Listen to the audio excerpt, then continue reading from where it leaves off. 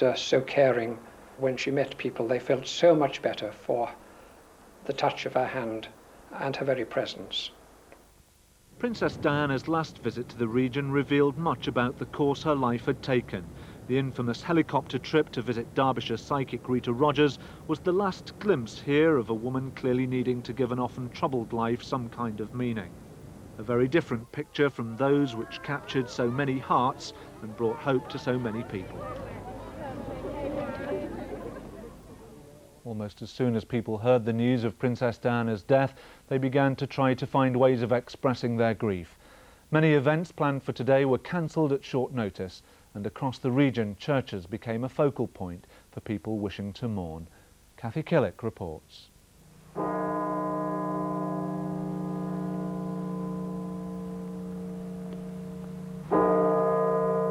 It's been a grey Sunday like no other.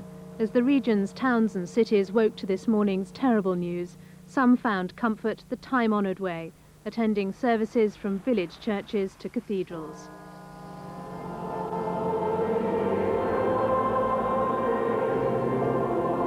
From the morning at York Minster to the evening at Bradford, special services have punctuated the day as people touched by the princess paid their respects in prayer. As people come to be silent and still and to pay their respects, they may light candles, they may pray, they may use the facility of this building, and they may lay flowers in memory of those who were dearly loved. Everywhere people expressed their shock and deep sorrow. It's almost like something you can't quite believe, really. I mean, the last few years just seems to have been almost like a novel, and to sort of finish like that. If you're not touched by what's happened, then, you haven't got a heart. She was a wonderful person. Others also found ways of expressing their sadness. At Castleford, the last game of the Super League started with a minute's silence. The weather, a sombre reflection of the mood. Somebody described her as the people's princess, and I think possibly that sums it up. Loved her very much. Nice person, nice personality.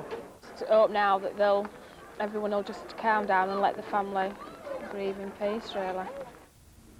There was silence too at tonight's concert at Harewood House, with a changed programme to reflect the day's events.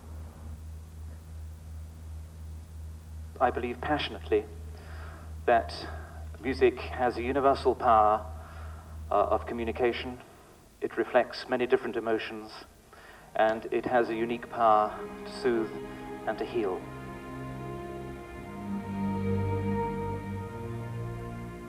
As well as commanding the affection of the general public, the princess's charity work in the region was enormously important. Fellow fundraiser Sir Jimmy Savile is in no doubt that for that alone she'll be very much missed.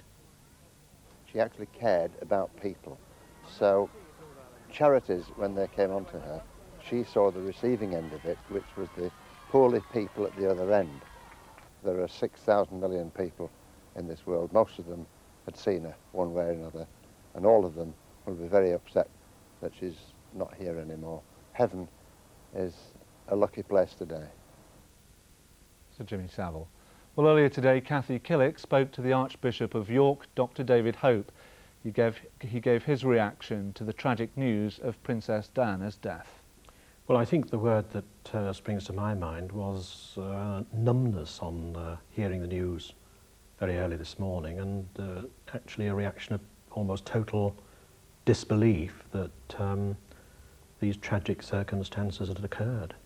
You met her several times, didn't you? How did she come across to you? Yes, in a fairly informal way. As Bishop of London, I met her on a number of occasions in connection with her charitable work, and there always seemed to me there to be an immensely warm personality, person of a real immediacy, as it were, of contact, and with every sort of person, and a keen and deep interest in people. That's what came across most effectively. That's something that ordinary people did pick up on, isn't it? And I know there are going to be ordinary members of the public who are deeply saddened by what's happened. What do you think the Church can do to help them come to terms with their feelings? Well, already a number of people have, I know, been to churches today for prayers. Here in York Minster, I know there's been a special area in the nave for lighting of candles and the saying of prayers, a place outside where flowers can be laid.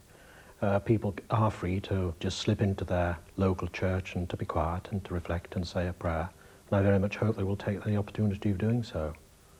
What are your own feelings about what has happened in terms of the media's role in it all? Do you think the media must accept some culpability?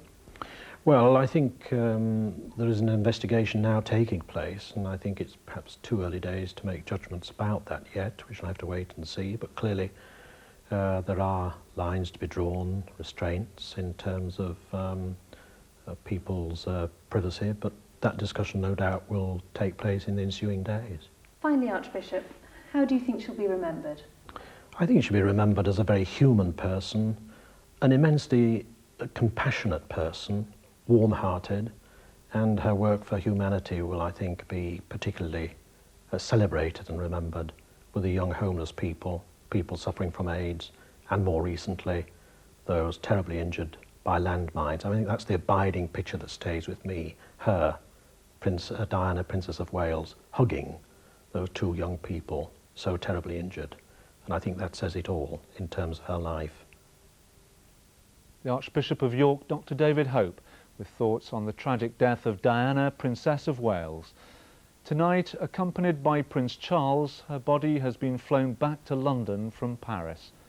From this special edition of Look North, good night.